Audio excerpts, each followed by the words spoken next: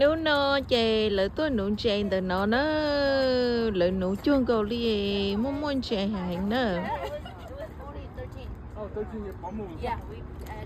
chè lỡ nụ tao tao chè lỡ mua xé cái liò mấy cho nên nhớ tao nói chống ha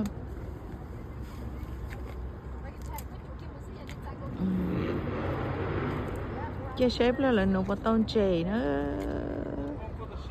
lúc nụ ta tổ nhớ có tí nó lúc nụ tí ở bóng kho lỡ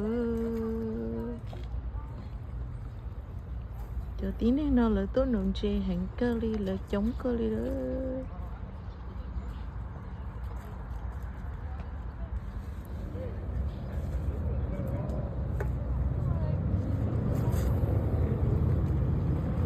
quái gì sợ nó sẽ nương đồ của tao á nương đi kinh điều chia sẻ